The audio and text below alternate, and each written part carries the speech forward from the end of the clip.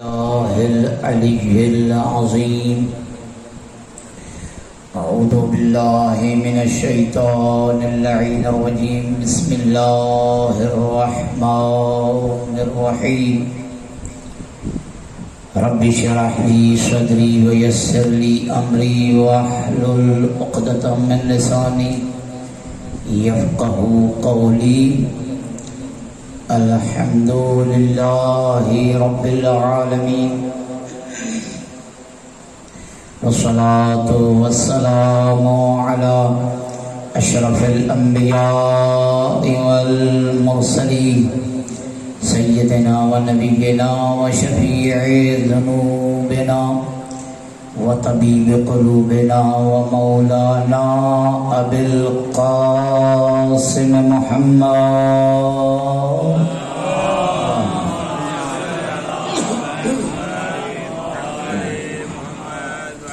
والصلاة والسلام على أهل بيته الطيبين الطاهرين المعصومين المنتخبين المنتجبين الغر الميامين الذين قال الله في شأنهم إنما يريد الله ليذهب عنكم الرجس أهل البيت ويطهركم تطهيرا.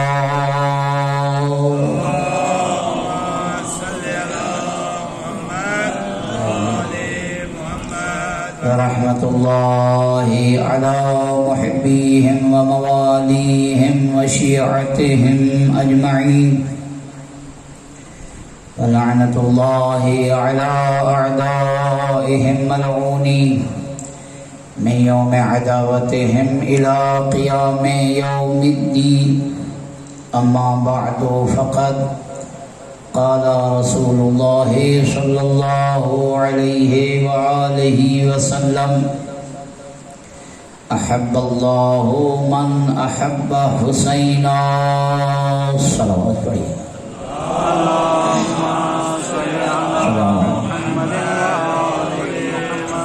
مجلس ادا کی قبولیت کے لیے ایک دفعہ مل کے بلند تر صلوات.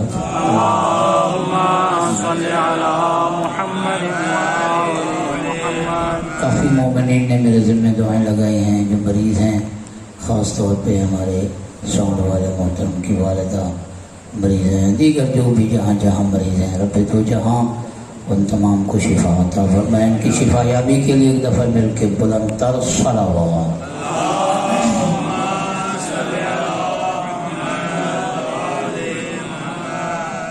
میرے محترم سامعین، موالیان حیدر کرار، سلسلہ کلام پیغمبر گرامی قدر محمد مصطفیٰ صلی اللہ علیہ وآلہ وسلم کی حدیث معتبر کے حوالہ سے جاری تھی، جس میں حضرت نے ارشاد فرمایا کہ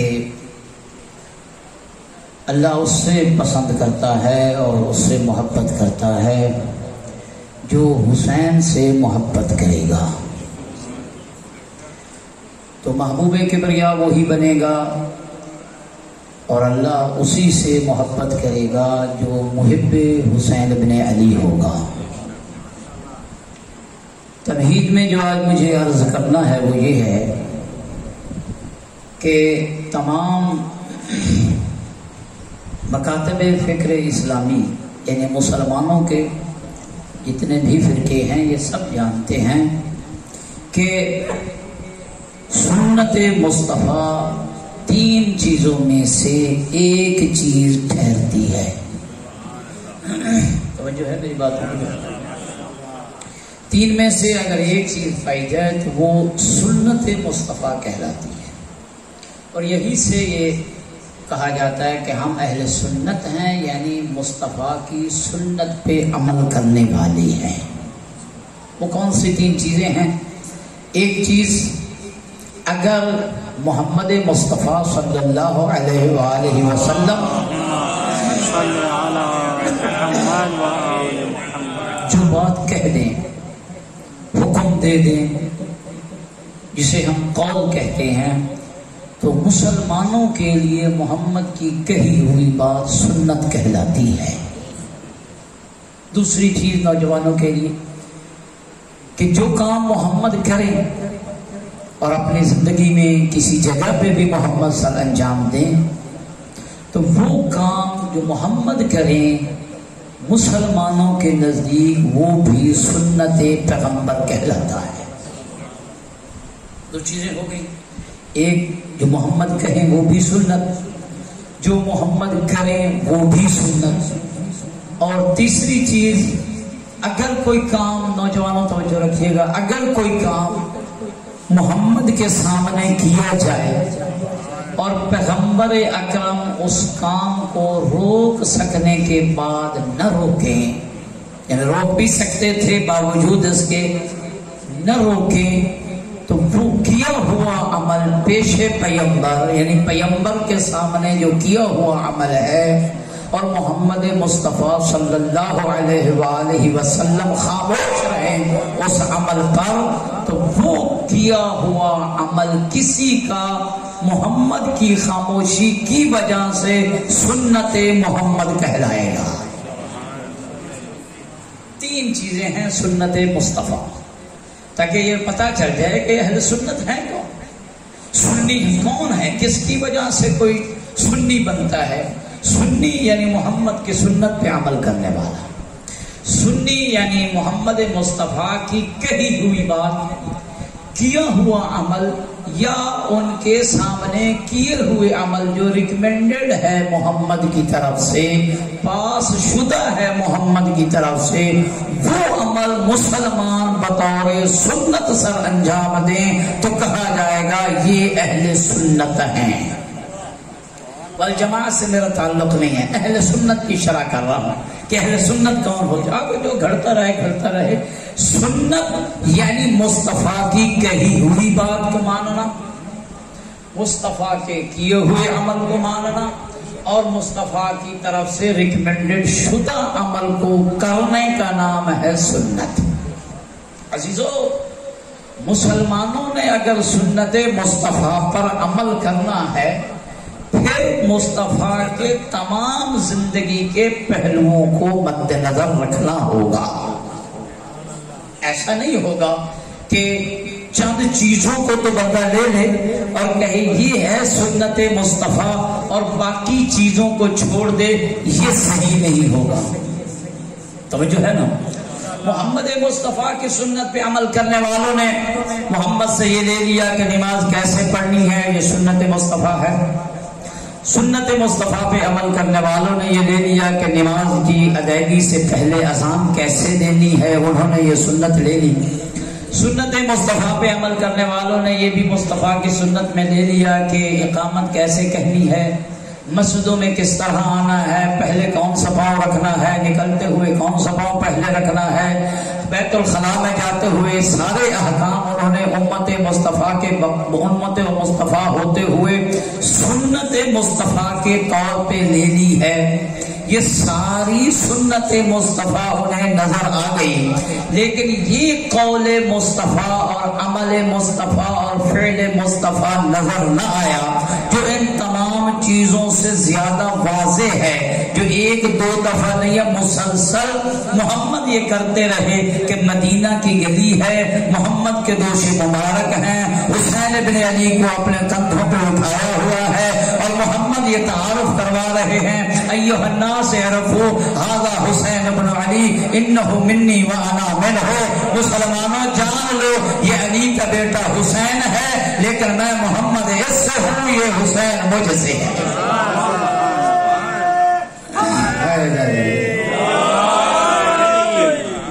یہ بھی تو سنت ہے نا، جو بیت الخلاء کے حکام تک سنت مصطفیٰ پہ عمل کرتا ہے، اور اچھی بات ہے سنت مصطفیٰ پہ عمل کرنا چاہیے، لیکن میرے دوستو، میرے مسلمان بھائیو، سنت اسی کا نام تو نہیں ہے کہ دستار مبارک کا رنگ کیسا ہونا چاہیے، پھر جب مرضی آ جائے رنگ تبدیل کر دو کہ آج جو ہے وہ سبز رنگ نہیں ہے فلاں رنگ رکھیں گے۔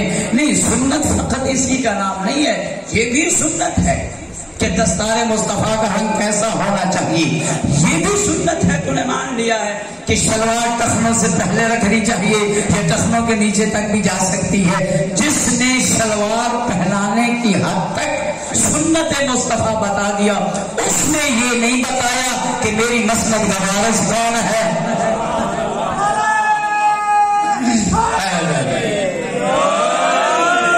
سنت اسی کا نام تو نہیں ہے کہ کپڑے کیسے سینے چاہیے، کیسے پہننے چاہیے.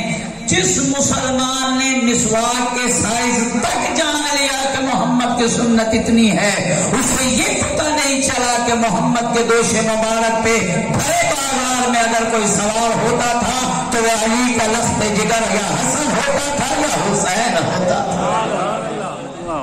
یہ بھی سنت ہے، یہ بھی سنت مصطفیٰ ہے. تو ہم جب کہتے ہیں کہ پیغمبر نے حسین کے بارے میں یہ فرمایا، یہ شیعوں کے ساتھ خاص نہیں ہے، یہ سنت مصطفیٰ ہے، یہ مصطفیٰ کی سنت ہے اور اسی سنت پہ ہم عمل کر رہے ہیں. عزیزو، ایسے تجھے امام نصیب ہوئے. توجہ سے جملہ سنیے گا. جن اماموں کے تعارف کے طور پہ محمد کا عمل سنت اسلام بن گیا،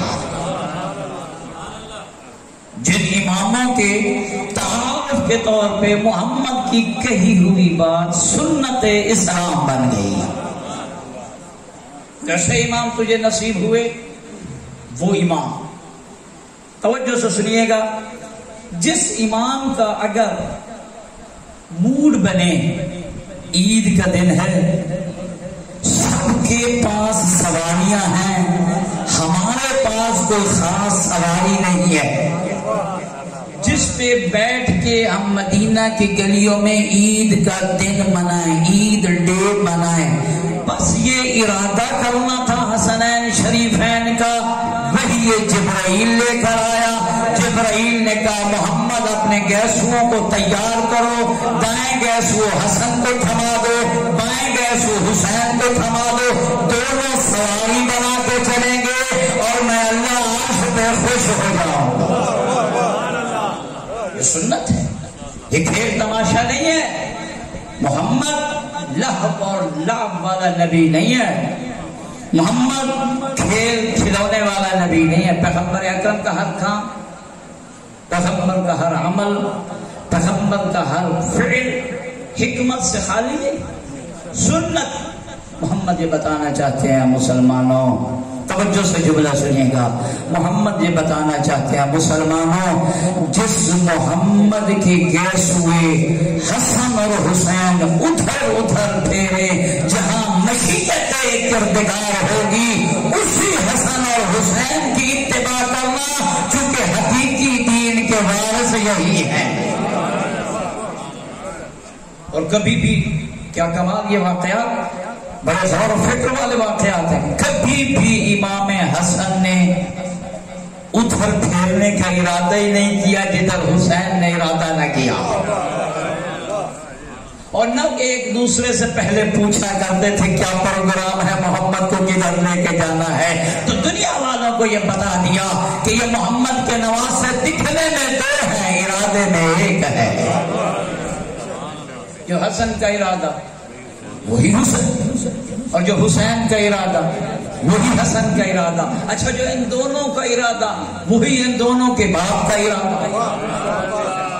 اب سمجھ میں آیا. ان الحسن والحسین سیدہ شباب اہل الجنہ. توجہ رہے، ان الحسن والحسین سیدہ شباب اہل الجنہ. حسن اور حسین جوانان جنت کے سردار. کتنے سردار؟ دو. مملکتیں کتنی؟ ایک. کائنات میں کوئی ایسی مملکت دکھا دو جس کے دو سردار ہو.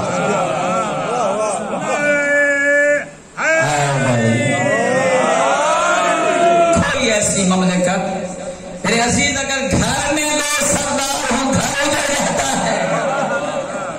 بیوی اپنی مرضی کی کرے، شوہر اپنی مرضی کا کرے، وہ گھر آباد نہیں رہتا ہے. گھر میں بھی چلے گی ایک کی، اب وہ آپس میں کمپرومائز کر لیں، جس کی چلنی ہے، مرد کی چلے گی یا عورت کی چلے گی، یہ ہر ایک کا اپنا اپنا ماحول چلے. علاقے میں موزن نمبردار تو کتنے؟ 2 یا 1؟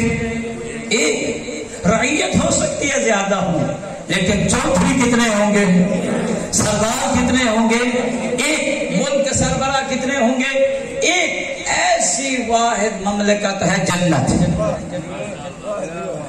ایسی واحد مملکت ہے جنت جس مملکت میں امن و سکون بھی اپنے معیار پر ہے، لیکن سردار 2 ہیں، سردار 2۔ اور کیا کمال کی یہ مملکت ہے میرے دوستو۔ آج بڑے جھگڑے ہیں کرسیوں کے، ایسے ہیں کہ نہیں ہیں؟ بڑے جھگڑے ہیں کہ میں اس کا مستحق ہوں، میں اس کا ہماری قوم بھی لگی ہوئی ہے، نہیں پتا کہ یہ کل کیا تھا اور کل آنے والے میں کیا ہوگا، بس اس کو ڈکلیئر کر دیا کہ یہ چور ہے۔ یہ میں کسی کی طرف نہیں جا رہا، لیکن اپنی طرف سے ہر بندہ اپنی محبتیں رکھنے کا وہ ذمہ دار ہے۔ میرے دوستو آج جس مملکت کا بھی سربراہ ہے اس کی رعیت میں کون ہے؟ اس کی رعیت میں پرہیزگار بھی ہیں، نیکوکار بھی ہیں، بدکار بھی ہیں، چور بھی ہیں، ڈاکو بھی ہیں، اچھے بھی ہیں، نمازی بھی ہیں۔ پاکستان ایک مملکت ہے نا، پاکستان کے رعایا جو ہے، پاکستان کے باسی جو ہیں، پاکستان کے لوگ جو ہیں، سارے حاجی نمازی ہیں، ہاں نمازی ہوں یا نہ پر حاجی صاحب سارے ہیں، حاجی سارے ہیں، کیونکہ حاجی ہوتا وہی ہے جو بالکل حاجی ہی ہو، جو اچھے طریقے سے ٹوپی وہاں سے لے کے آئے اور قوم کو ٹوپی پہنا سکے، حاجی ہوتا وہی۔ سارے پاکستان کے باسی نیک ہیں نہیں، لیکن اس کا جو سردار، اس کا جو پرائم منسٹر یا پریزیڈنٹ جو بھی حاکم ہے، اس کی رعایا میں نیک بھی ہیں، بد بھی ہیں، اچھے بھی ہیں، برے بھی ہیں، نمازی بھی ہیں، بے نمازی بھی ہیں، روزہ دار بھی ہیں، اور 11 مہینے ٹھیک رہنے والا، 12ویں مہینے ماہ رمضان میں بلڈ پریشر کا مریض ہو جانے والا بھی ہے۔ اس ملک میں سارے بستے ہیں، اور وہ ساروں کا کیا ہے؟ سربراہ، اور یہ سارے اس کی کیا ہیں؟ رعیت ہے۔ ان رعیت میں نیک بھی ہیں، بد بھی ہیں، برے بھی ہیں، اچھے بھی ہیں، نمازی بھی ہیں، پردہ بھی ہیں، اچھے بھی ہیں، بدکردار بھی ہیں، لیکن جنت ایسی مملکت ہے میرے دوستوں، جنت ایسی سلطنت ہے میرے عزیزوں، جنت ایسی حکمرانی ہے میرے عزیزوں، جس کی رعایا یا انبیاء ہیں، یا رسول ہیں، یا نیکوکار اور متقی اور پرہیزگار ہیں۔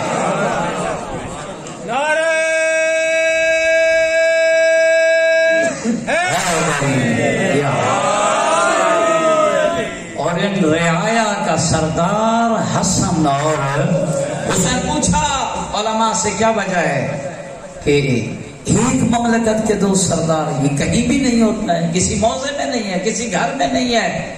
جہاں 2 ہوں گے وہاں جھگڑے، ارادوں کے اختلاف، منشا کے اختلاف، مشیت کے اختلاف، وہاں فسادات ہوں گے، معاشرہ نہیں چل سکے گا، حکومتیں نہیں چل سکیں گی۔ آپ کے سامنے ہے بھانمتی کا کنبہ جو بنا ہوا ہے، کیا حال ہو گیا ہے، نہیں چل سکتا جہاں ایک سے زیادہ لوگ ہوتے ہیں، ایک ہی کی بات چلے گی تب معاشرہ چلے گا۔ یہ کیسے 2 ایک مملکت کے سربراہ ہیں؟ سنو کہ علماء نے کیا فرمایا؟ علماء نے فرمایا یہ ہیں 2 حسن اور حسین، لیکن جو مشیت حسن کی ہے وہی مشیت حسین کی ہے، مشیت میں ایک ہے۔ اور جو قرآن مجید کی نص ہے وَمَا تَشَاءُونَ إِلَّا أَن يَشَاءَ اللَّهُ، آپ آل محمد کچھ چاہتے ہی نہیں ہو مگر وہی چاہتے ہو جو اللہ چاہتا ہے۔ جن کی مشیتوں میں اللہ کی مشیت بھر جائے انہیں آل محمد کہتے ہیں۔ برائے خوشنودیے محمد والے محمد بلندتر صلوات اللہ۔ عزیزو ایسے تجھے امام نصیب ہوئے، اور میں کہا کرتا ہوں تیرے امام اتنے باعلم امام ہیں، صاحبان علم و عرفان امام کسی کو نصیب نہیں، کسی کے پاس ایسے عالم امام ہیں ہی نہیں۔ یہ جذباتی جملے نہیں ہیں، اتھنٹک کے ساتھ کہہ رہے ہیں، دعویٰ کر رہا ہوں۔ 2 میرے دعوے ہیں، چیلنج ہے، ایک ادنا سا طالب علم ہوں میں، مکتب تشیع کا ادنا سے ادنا سا طالب علم ہوں، 2 دعوے کر رہا ہوں، 2 چیلنج ہیں مسلمانوں کو۔ جس مفتی کے پاس لے جانا ہے لے جائیے. مکتب تشیع کو اللہ نے ایسے امام عطا فرمایا. پہلا دعویٰ اور چیلنج یہ ہے، کوئی مفتی ہمارے اماموں میں سے، میرے نوجوان یاد رکھنا، کوئی مفتی ہمارے اماموں میں سے ایسے امام کا نام بتا دے جس امام سے کسی نے کوئی سوال پوچھا ہو اور اس امام نے مہلت مانگی ہو.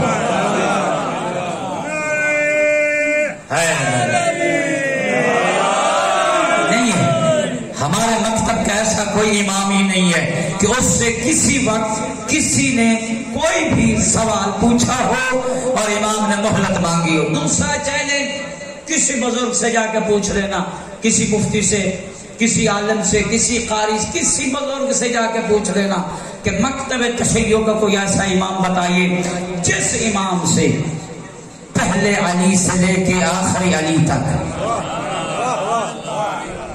پہلے محمد سے لے کے آخری محمد تک، پہلے حسن سے لے کے آخری حسن تک. یہ تو ایک روایت ہے، اولنا محمد، اوسطنا محمد، آخرنا محمد، کلنا محمد. یہ سارے کے سارے جہاں محمد ہیں، سارے کے سارے وہاں علی بھی ہیں، سارے کے سارے وہاں حسن بھی ہیں، سارے کے سارے وہاں ساتھ پر امین بھی ہیں.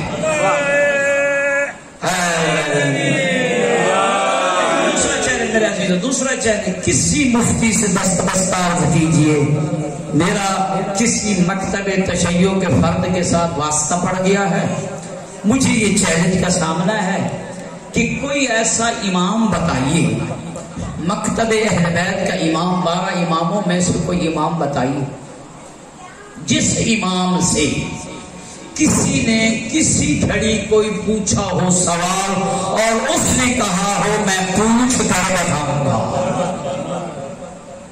کوئی نہیں ملے گا. لیکن ان کی کتابیں تو بھری پڑی ہیں، ہماری کتابیں تو ہیں نہیں صحیح، ان کی بھری پڑی ہیں. کئی ایسے بزرگ تھے جن سے جب بھی کوئی سوال پوچھا جاتا تھا وہ یہی کہتے تھے گھر میں بیٹی سے پوچھ کر آتا ہو.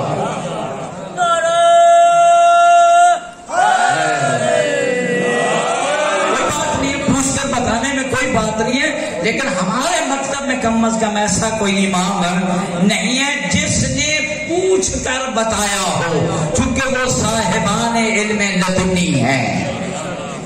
اللہ کی طرف سے علم لے کر. اور مسلمانوں فرق اتنا ہے میرے اور تیرے اماموں کے مابین، توجہ، میرے اور تیرے پیشوا کے مابین فرق اتنا ہے، تیرا دنیا میں آ کر پڑھتا ہے، میرا پڑھ کر آ کر پڑھاتا ہے.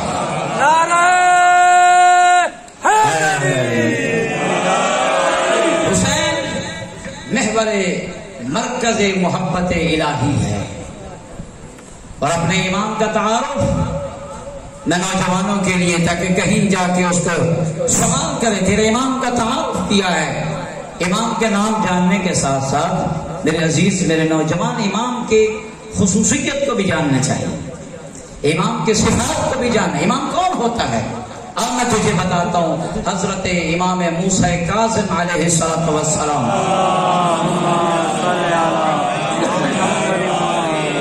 جو اماموں کو صحیح منزلت پہ امام مانتے ہیں ان کے لیے ہے. ساتویں امام سے پوچھا گیا مولا ما ہی علائم الامامہ، امامت کی علامات کیا ہیں؟ امامت کی علامات کیا؟ چند علامتیں آپ کی خدمت. حضرت نے ارشاد فرمایا امام کی پہلی علامت یہ ہے، نوجوان یاد رکھنا، امام کی پہلی علامت یہ ہے کہ ہمارا امام معصوم عن الخطا ہوتا ہے. برائے خشوع یہ محمد و آل محمد بلند تر صلوات. اللہم صلی علی محمد و آل محمد. ہمارا امام عصمت والا ہوتا ہے، خطا سے پاک ہوتا ہے، ہر قسم کی غلطی سے کیا ہے پاک ہوتا ہے. ہمارے امام میں کوئی اعوجاج اور ٹیڑھا پن نہیں ہوتا. ہمارا امام ہر قسم کے رجس، ہر قسم کی دنس، ہر قسم کی غلاظت، ہر قسم کی پلیدگی، ہر قسم کے گناہ، ہر قسم کی آلودگی سے ہمارا امام پاک ہوتا ہے. معصوم کہتے اسے ہیں جو خود صراط مستقیم ہو اور اللہ لوگوں کو صراط مستقیم پہ چلنے کا حکم دے. سیدھا راستے کو امام کہتے ہیں. علی صراط المستقیم. علی کون ہے؟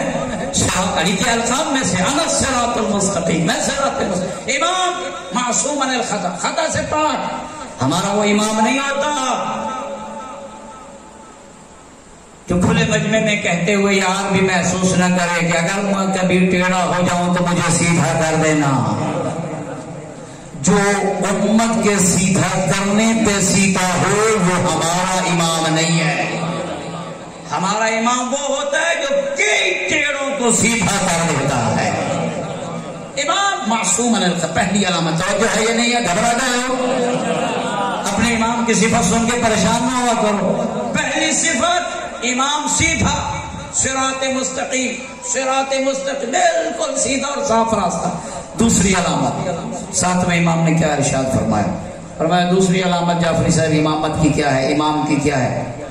حضرت نے ارشاد فرمایا اذا سئل فاجابا، امام وہ ہوتا ہے جس سے جب بھی کسی نے کوئی سوال کیا ہے فوراً نقدی جواب دیتا ہے، فوراً جواب دیتا ہے۔ پھر آگے امام نے ارشاد فرمایا اذا لم يسأل فبين السوال والجواب، امام وہ ہوتا ہے علم الہی سے اگر کسی نے اس سے سوال کے ارادے سے آ کے سوال پوچھنا چاہا لیکن پوچھا نہیں ہے، امام وہ ہوتا ہے اس کے سوال کو بھی بتاتا ہے جواب بھی بتاتا ہے۔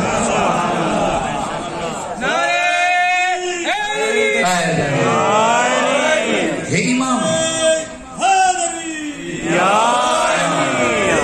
اللہ ضمیروں کو جانتا ہے، اللہ ضمیر کے چھپے ہوئے رازوں کو جانتا ہے، لیکن اللہ جنہیں جنوا بھی سکتا ہے۔ اللہ جنہیں یہ علم عطا فرمائے وہ دے بھی سکتا ہے۔ پھر امام نے ارشاد فرمایا امام وہ ہوتا ہے کہ جو سائل کے چھپے سوال کو بھی بیان کرے اور چھپے سوال کا جواب۔ دلیل میرے نوجوان میرے عزیز، دلیل یہ نعرے کی باتیں نہیں ہیں، دلیل کے ساتھ گفتگو کرنے کا عادی ہوں۔ دلیل یہودیوں کا وفد آیا، پیغمبر اکرم محمد مصطفیٰ صلی اللہ علیہ وآلہ وسلم کی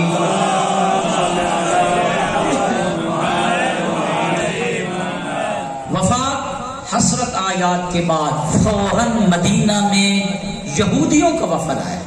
توجہ ہے، یہودیوں کا وفد آتا ہے مسلمانوں کی نبض کو چیک کرنے کے لیے کہ مسلمانوں کا خلیفہ محمد کے بعد کس پانی میں ہے۔ کہتے ہیں کہ ہمارے پاس چند سوالات ہیں اور ان سوالات کے وہی جوابات دے سکتے ہیں یا وہ نبی ہو یا نبی کا برحق خلیفہ ہو۔ بڑی قید لگائی ہے انہوں نے، یا نبی ہو یا نبی کا برحق خلیفہ ہو۔ نبی آپ کا رہا نہیں ہے، اس دنیا سے ظاہری طور پہ پردہ کر گئے ہیں، لہذا ان سوالات کے جوابات وہی دے گا جو نبی کا برحق خلیفہ ہو، جو نبی کا برحق خلیفہ ہو، جو نبی کا برحق جانشین ہو۔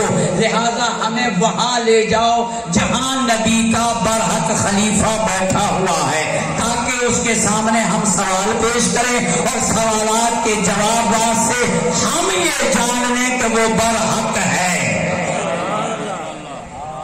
مسلمان لے کر آئے وہاں جہاں پہ مسلمانوں کا ووٹوں سے منتخب شدہ خلیفہ بیٹھا ہوا تھا، وہاں لے کر آئے جہاں مسلمانوں نے اپنے انتخاب سے منتخب کیا تھا اپنا حاکم اور سربراہ، جو انہیں حق حاصل ہے جیسا بھی کرتے رہے، بہرحال تھا ان کے اپنے ووٹوں کا منتخب شدہ حاکم۔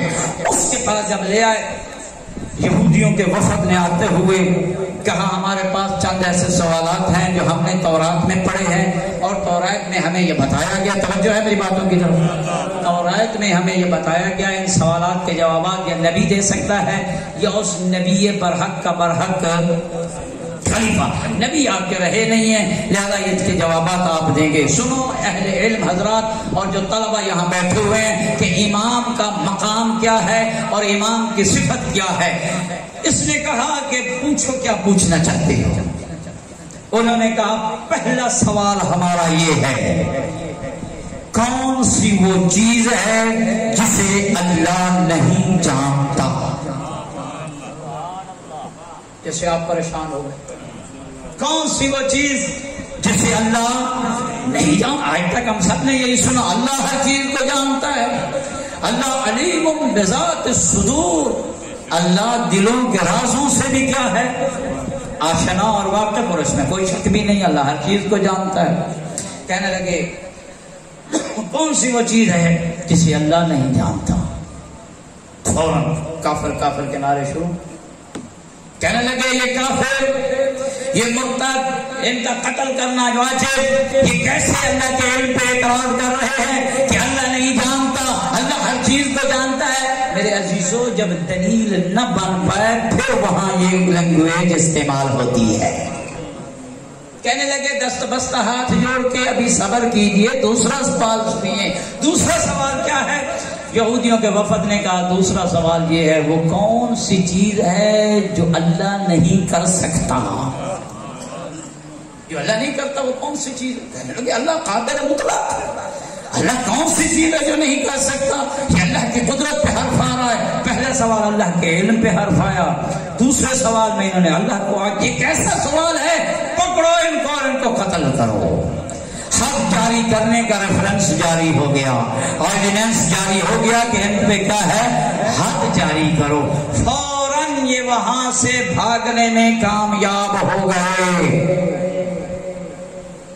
منزل فرار سے فرار ہونے میں کامیاب ہو گئے، بھاگے وہاں سے کہ یہ تو ہمیں پکڑ کے حد جاری کریں گے، ماریں گے، یہ کریں گے۔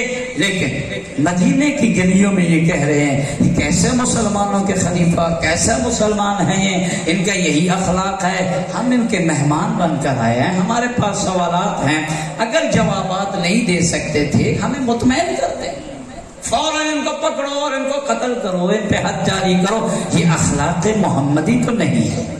ہم نے تو یہ سنا تھا اخلاق محمدی کے بارے میں، فرماتے تھے انما بعثت لأتمم مکارم الاخلاق، محمد فرماتے تھے مجھے تو اللہ نے مبعوث ہی اسی لیے کیا ہے تاکہ لوگوں کے اخلاق کو کامل کروں۔ یہ اخلاق ہے مسلمانوں کا، ہم مہمان ہیں، غلط صحیح ہمیں جوابات دیتے ہیں، مطمئن کرتے۔ مدینے کی گلیوں میں اسلام کے خلاف پروپیگنڈا کر رہے، کون کر رہے ہیں؟ یہودیوں کا وفد مدینے کی گلی، ان کا نبی بھی ایسا ہوگا نعوذ باللہ، وہ بھی اس طرح کے اخلاق کا مالک ہوگا۔ جب ان کے ماننے والے یہ باتیں کر رہے ہیں اسلام کے خلاف ہونے والی باتوں کا، اسے پتہ چلا جس کے گھر میں اسلام پیدا ہوا، جس کے گھر سے اسلام نکلا، علی، جب اسے پتا چلا کہ اسلام کے خلاف باتیں ہو رہی ہیں، فوراً سلمان کو بلوایا، کہا سلمان سنا ہے ایک وفد آیا ہوا ہے، اس وفد کو میرے دروازہ پہ لے آؤ، میں ان کے سوالات کے جوابات دیتا ہوں۔ سلمان مدینے کی گلیوں میں اس وفد کو تلاش کرتے کرتے وہاں پہنچا جہاں یہ بیٹھے ہوئے تھے۔ انہیں کہا کہ میں آپ کو ایک اور شخص کے دروازے پہ لے جاتا ہوں، وہ مسلمانوں کی طرف سے تو بنا ہوا خلیفہ نہیں ہے اس وقت، لیکن اللہ کی طرف سے منتخب خلیفہ یہی ہے۔ علی کے دروازہ پہ لے، اس دروازہ پہ لے، توجہ، اس دروازہ پہ سلمان یہودیوں کے وفد کو لے کر آیا، جو دروازہ علی کہلاتا تھا، لیکن مسجد نبوی کے دروازوں میں سے ایک دروازہ تھا، جو دروازہ مسجد نبوی کی طرف کھلتا تھا، اس دروازے پہ لے کر آیا۔ جیسے سلمان یہودیوں کے وفد کو لے کر آیا، دق الباب کیا، دستک دی، دروازہ کھولا علی ولی نے، علی ولی باہر آئے، علی ولی نے جیسے یہودیوں کو دیکھا، یہودیوں نے امام موسیٰ کاظم کی اس علامت کو ذہن میں رکھنا، امام وہ ہوتا ہے کہ اگر سوال نہ بھی پوچھے، امام سوال بھی بتائے، سوال کا جواب بھی بتائے۔ جیسے کہ انہوں نے ارادہ کیا سوال پوچھنے کا، امام نے فرمایا خبردار رک جائیے، میں وہ امام ہوں جو سوال بھی بتاؤں گا، سوالات کے جوابات بھی بتاؤں گا۔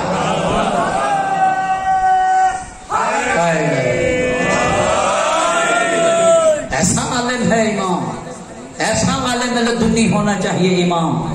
یہ ہے ومن عنده علم الکتاب، یہ وہ ہے جس کے پاس کتاب کا علم ہے، اور یہی تو وجہ ہے کہ جب یہ آیہ مجیدہ نازل ہوئی وَكُلَّ شَيْءٍ أَحْصَيْنَاهُ فِي إِمَامٍ مُبِينٍ، سنی ہوئی ہے نا آیت، بڑی معروف آیت ہے، لیکن بسا اوقات عقل پہ ایسے پردے پڑ جاتے ہیں، کہنے والے کہتے ہیں جب یہ تفسیریں سنتے ہیں کہتے ہیں کہ یہ تو ایسے لگتا ہے ہم نے پہلی بار یہ آیت سنی ہے۔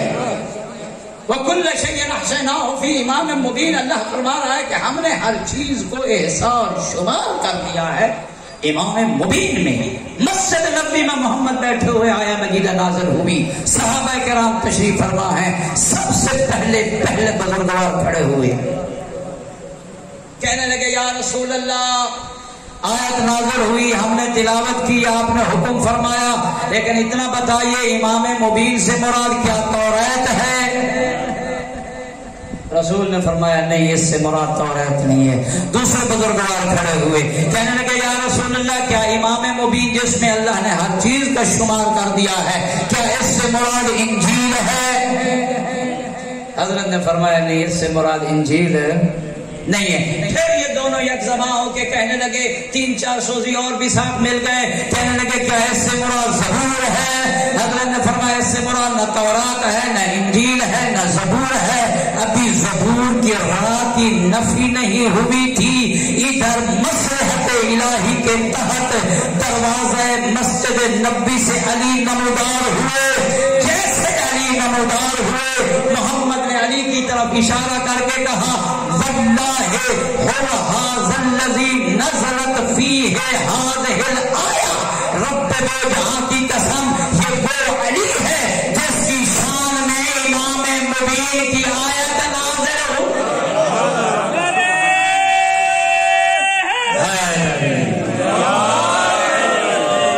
امام مبین نہ توریت ہے، نہ انجیل ہے، نہ زبور ہے۔ شاید آج بھی آپ کہیں کسی ترجمے یا حاشیے میں یہ پڑھو گے، لیکن یہ تمام مورخین نے واقعہ لکھا ہے۔ جناب سیوطی نے یہ واقعہ لکھا ہے، جناب فخر الدین رازی نے بھی یہ واقعہ لکھا ہے، بڑے بڑے مفسرین۔ تو جب مولا علی کے سامنے یہ یہودیوں کا وفد آیا، امیر کائنات نے ارشاد فرمایا نہیں، اب آپ نے نہیں بتانا، سوال میں علی بتاؤں گا، جوابات بھی میں علی دوں گا۔ ایسا امام شیعہ تجھے نصیب ہوا ہے۔ حضرت نے ارشاد فرمایا یہودیوں کا وفد، آپ کا پہلا سوال یہ تھا کون سی چیز ہے جسے اللہ نہیں جانتا؟ کہنے لگے پہلا سوال یہی ہے۔ حضرت نے ارشاد فرمایا وہ چیز جسے اللہ نہیں جانتا وہ اللہ کا شریک ہے۔ اللہ کا شریک ہے ہی نہیں تاکہ اللہ جانے۔ جب کسی کا کوئی بیٹا ہو ہی نہ ہو، بالکل اس دنیا میں ہی نہیں ہے، تو کہا جا سکتا ہے وہ اپنے بیٹے کو جانتا ہی نہیں ہے کیونکہ ہے ہی نہیں۔ تو مولا نے ارشاد فرمایا اللہ کا کوئی شریک ہے ہی نہیں، اللہ وحدہ لا شریک لہ، اللہ کا کوئی شریک نہیں کسی کام میں بھی، اللہ کا کوئی۔ اچھا اللہ کا کاموں میں کوئی شریک نہیں، اللہ کا مشوروں میں کوئی شریک ہے؟ کیوں بھائی؟ رسول کا مشیر علی ہے یا نہیں ہے؟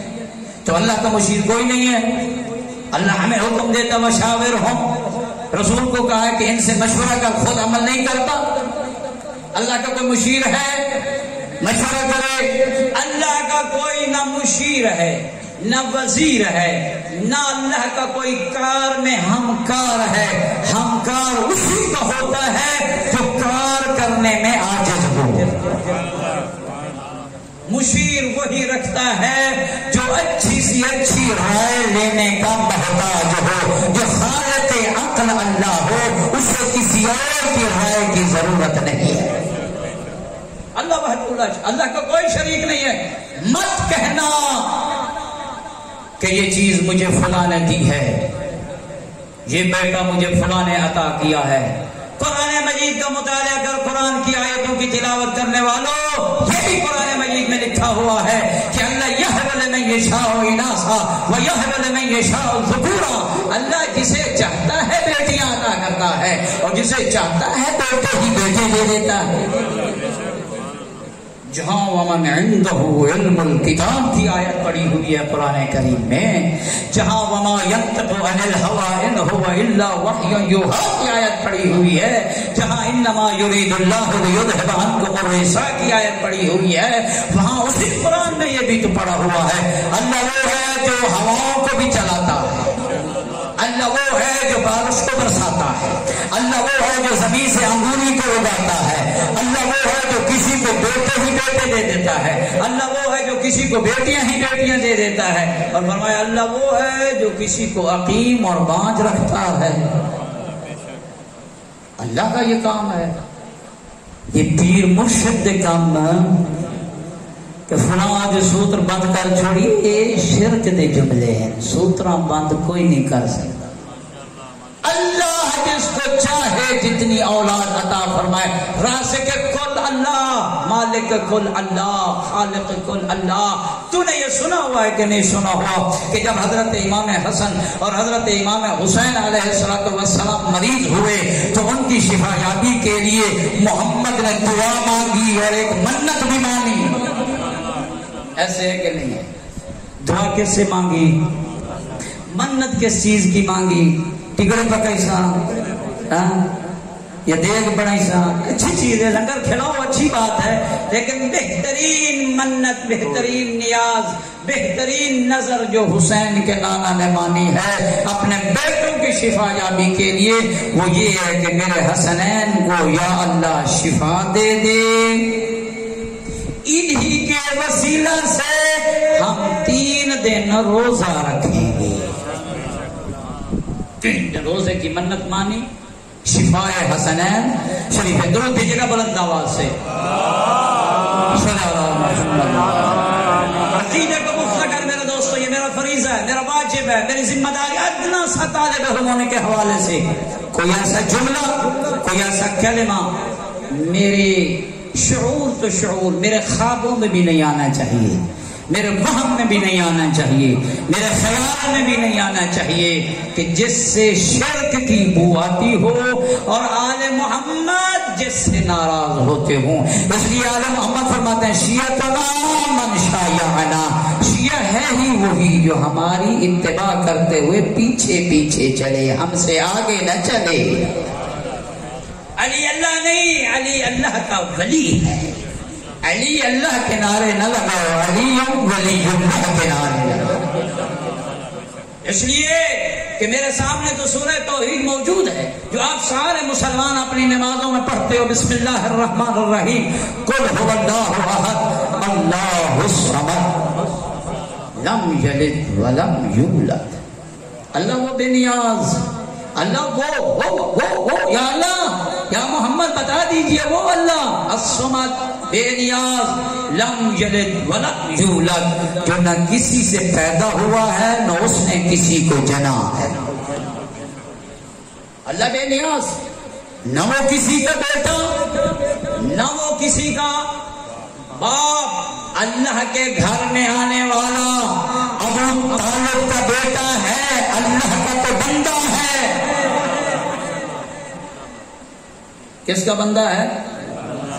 تو بیٹی رسول کی تو بیٹا یہ کہاں سے آ گیا؟ میرے دوستو، میرے عزیزو، جس علی کا ابو طالب جیسا باپ ہو وہ لم یلد ولم یولد نہیں ہو سکتا، اور جس علی کے حسنین شریفین جیسے بیٹے ہوں وہ پھر لم یلد نہیں ہو سکتا۔ پھر فرمایا قرآن کریم کی چھوٹی سی سورہ، سورہ توحید، سورہ اخلاص میں وَلَمْ يَكُنْ لَهُ كُفُوًا احد۔ توجہ ہے یا نہیں ہے؟ ناراض تو نہیں ہوگا؟ وَلَمْ يَكُنْ لَهُ كُفُوًا احد۔ کدی کدی بندہ جملے بول دیاں اتنے فرق محبت چلا ویندا ہے کہ محبوب تو یکا لگ ویندا ہے، پھر اس نے محبوب نے آکھنا پا ویندا ہے رک جا یہ منزل ساڈی نہیں۔ قرآن جس صورت ہے میرے عزیز و سادات غیر سادات، وَلَمْ يَكُنْ لَهُ كُفُوًا احد، اللہ وہ ہے جس کا کوئی ہمسر نہیں ہے۔ پھر جس کا فاطمہ جیسا ہمسر ہے وہ وَلَمْ يَكُنْ لَهُ كُفُوًا احد کا مصداق نہیں ہے، وہ علی ولی اللہ ہے۔ اللہ کا کوئی شریک نہیں ہے، وحدہ لا شریک له، اللہ اپنے کاموں میں کسی کا۔ دوسرا سوال حضرت نے ارشاد فرمایا، تیرا دوسرا سوال یہ تھا کہ کون سی چیز ہے جو اللہ نہیں کرتا؟ کہنے لگے بالکل ہمارا یہی سوال۔ حضرت نے ارشاد فرمایا پھر اس کا جواب سن. اس کا جواب یہ ہے اللہ اپنے بندوں پہ ظلم نہیں کرتا. اللہ اپنے بندوں پہ تو ظلم نہ کرے. اللہ اپنے بندے تو ظلم کرن جائز ہے. کہ خیال ہے توتا کہ نسی اللہ علیہ اشرک پہنے قبلہ اشرے دے بانی ہے, محرم دے بانی ہے, تے خمسیاں دے بانی, تے امام باڑیاں دے بناون والے, تے درساں دے بناون والے, تے اپنی دھیاں نو تو حقوق نہیں دے کے راضی. اپنے بیٹوں کو تو حقوق دیتے ہیں, ان کے نام تو زمین کرواتے ہیں. بیٹیوں کو جو حقوق نہ دیں وہ ظالم ہے یا عادل؟ کیا خیال ہے؟ اللہ فرماتا ہے میں ظلم کو پسند نہیں کرتا جسے اللہ پسند نہ کرے. اللہ کہتا ہے میرے ماننے والے بھی اسے پسند نہ کریں. اللہ کے ہاں یہ ظلم ہے تو جو جس مسئلہ توجہ 1000 بار کہہ رہا ہوں توجہ. اللہ کے ہاں یہ ظلم ہے جو جس مسند کا مستحق نہ ہو اس مسند پہ اس کو بٹھا دیا جائے. یہ سقیفہ تو ہے لیکن اللہ کا عدل نہیں ہے. اگر کوئی ہم میں سے وہی کام کرے گا اس مسند پہ اسی کو بٹھائے گا جس کا وہ مستحق نہ ہو. یہ عدالت ہے یا ظلم ہے؟ کیا خیال ہے؟ جن سیدھی صورت اعلان دی ہوئی, جس نے سیدھی قرآن مجید کی تلاوت بھی نہ آتی ہو, جس کو قرآن کی بجائے قرآن کہتا ہو, قرآن. پھر اس سے کہا گیا کہ مولانا یہ بتائیے کہ قرآن مجید میں علم نکالنا کا توجہ سے سنیے گا. یہ علمیہ ہے, مجھے کہنا ہے اور میں اپنی ذمہ داری سے کہہ رہا ہوں. علم نکالنا بتائیے قرآن میں علم کہاں ثابت ہے؟ کہتا ہے کون کہتا ہے کہ مجھے قرآن نہیں آتا؟ قرآن میں یہ لکھا ہوا ہے علم نشرح لک صدرک. علم نکالو نشتر پاک سے صدر مدار تک. یہ علم ثابت ہو رہا ہے. میرے عزیزو علم اسلام کی علامت ہے. علم شعیر الہیہ ہے, علامت کردگار ہے, لیکن اس کے لیے اپنی طرف سے قرآن کی تفسیریں نہ کرو.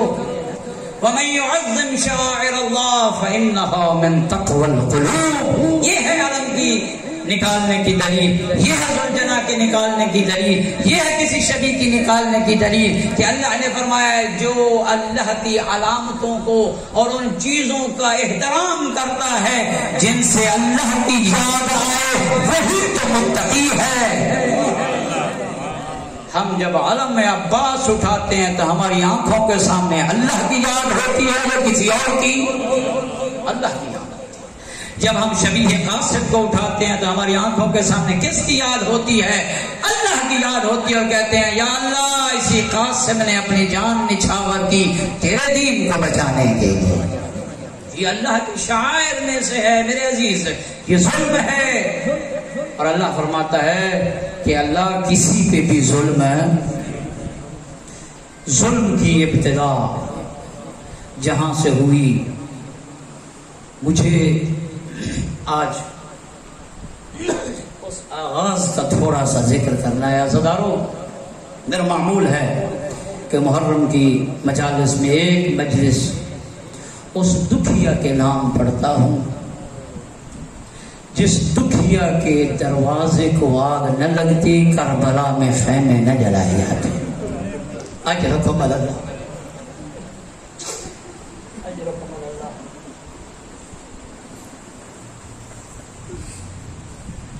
کہتے ہو نا کہ مدینہ میں جنت البقیع میں ایک اجڑی ہوئی قبر ہے.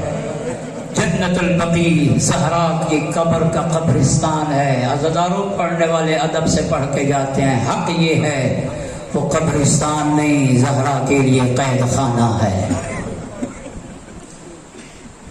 مومنوں مجھے اتنا بتاؤ, کہیں کوئی ایسا قبرستان ہے جس میں وارثوں کے جانے پہ پابندی ہو؟ یا صبح کو کھلے گی یا شام کو کھلے گی؟ کوئی ایسا قبرستان ہے؟ یہ اگر قبرستان ہے تو جنت البقیع ہے, جہاں حسین کی دکھیا ماں زہرا سوئی ہو. اجرکم اللہ. لوگ کہتے ہیں کہ جب حاجی صاحبہ میں بھی ابھی تازہ حج پہ آیا ہوں, اللہ قبول فرمائے, اللہ آپ کو بھی حج کی سعادت نصیب فرمائے. ایسی قبر میں نے نہیں دیکھی. جب حاجی وہاں جاتے ہیں نا پوچھ رہے ہوتے ہیں زہرا کی قبر کہاں ہے. زہرا کی قبر کا نشان کہاں ہے؟ بتانے والے چلتے چلتے بتاتے ہیں وہ جو 3-4 پتھر پڑے ہیں یہی رسول کی اکلوتی بیٹی کی قبر۔ اجرکم اللہ، اجرکم اللہ۔ عزادارو، مسلمانوں نے جو ظلم کیا لیکن قبر کا حق تو دے دو، قبر کا حق تو دے دو عزادارو۔ عزادارو، جنت البقیع زہرا کا قبرستان نہیں ہے۔ وہ ہاتھ جو ہاتھ مسلمانوں کی شفاعت کے لیے اٹھتے تھے، جو ہاتھ مسلمان اپنی دعاؤں کی قبولیت کے لیے وسیلہ کے طور پہ اٹھواتے تھے، ظالم نے اسی ہاتھ پہ اتنا ظلم کیا، اتنا ظلم کیا، تاریخ کہتی ہے جب تک سیدہ زندہ رہی دائیں ہاتھ سے تسبیح نہ پڑھ سکتی تھی۔ حضرت اللہ، اللہ آپ کو سوائے زہرا کے غم کے کوئی غم نہ دکھائے، اللہ آپ کو سوائے اہل بیت کی مصیبت کے کوئی مصیبت نہ دکھائے۔ عزادارو، یہ ایسی مصیبت ہے زہرا کی، ایسی مصیبت ہے زہرا کی، علماء پڑھتے پڑھتے غش کھا جاتے ہیں۔ کیوں نہ غش کھائیں؟ توجہ، کیوں نہ غش کھائیں؟ 70 سے زیادہ لگ بھگ جنگیں لڑی ہیں علی نے، کسی جنگ میں علامہ وحید خراسانی کہتے ہیں کسی جنگ میں علی گرے نہیں ہیں، ہمیشہ گراتے رہے ہیں، لیکن جیسے سنا کہ زہرا پہ حملہ ہوا، جیسے علی کے کانوں پہ آواز آئی، علی مسجد میں بیٹھے ہوئے تھے، اٹھتے ہیں گر جاتے ہیں، اٹھتے ہیں گر جاتے ہیں، اٹھتے ہیں گر جاتے ہیں، کہتے سلمان مجھے سنبھال، سلمان زہرا نہیں، محمد کی امانت تھی میرے پاس، زہرا میرے پاس محمد کی ودیعت تھی، میں محمد کو کیا جواب دوں گا؟ اجرکم اللہ، اجرکم اللہ، اللہ کی بیٹیوں کے پردوں کو محفوظ رکھے۔ عزاداروں، وہ دروازہ جس دروازے پہ محمد آ کر رکتے تھے، اجازت مانگتے تھے، اور بی بی ہاتھ جوڑ کے یہی کہتی تھی بابا بیٹیوں سے بات کے کیا پردے ہوتے ہیں، بیٹیوں سے بات کے کیا پردے ہوتے ہیں، یہ گھر آپ کا، یہ بیٹی آپ کی، کیوں اجازت مانگ کر آتے ہو؟ سنو کہ محمد نے کیا کہا، محمد کہتے تھے میں خود سے نہیں رکتا، اللہ کا وحی جبرائیل لے کر آتا ہے، مجھے حکم ہوتا ہے محمد رک جا، امت کو اسی دروازے کا احترام میں پا، اور یہ میری زہرا کا دروازہ۔ اجرکم اللہ، اجرکم اللہ، یہ عام دروازہ نہیں ہے، یہ عام چوکھٹ نہیں ہے، یہ عام گھرانہ نہیں ہے، اس دروازے کا نام آج بھی باب جبرائیل ہے۔ یہ وہ دروازہ جس پہ جبرائیل وحی لے کے اترتا تھا، اور 6 مہینے تک، توجہ 6 مہینے تک، جب محمد کے آخری 6 مہینے تھے نا، محمد کا یہ شیوا تھا، محمد کا یہ وظیفہ تھا، محمد کا یہ سیرت تھی، نماز فجر ادا کرنے کے بعد زہرا کے دروازے پہ آ کر سلام پھیرتے تھے، کہتے تھے السلام علیکم یا اہل بیت النبوہ، السلام علیکم یا معدل الرسالۃ والنبوہ، السلام علیکم یا محبت الوحی والتنزیل، اے وہ چوکھٹ جس پہ جبرائیل رک رک کے آتا۔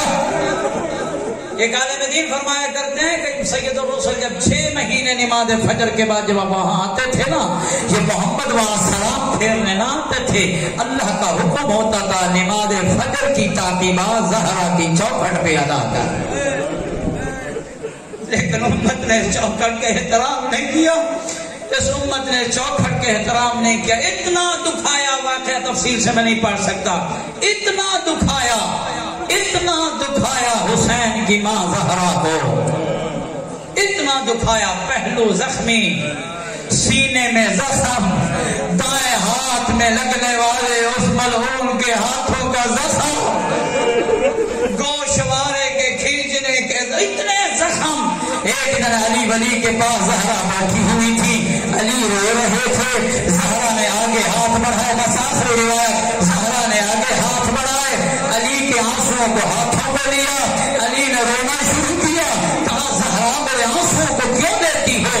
کہنے لگی علی میں نے اپنے بابا سے سنا ہے، میں نے اپنے بابا سے سنا ہے کسی مظلوم کی آنکھوں سے بہنے والے آنسو جب زخموں پہ ملے جاتے ہیں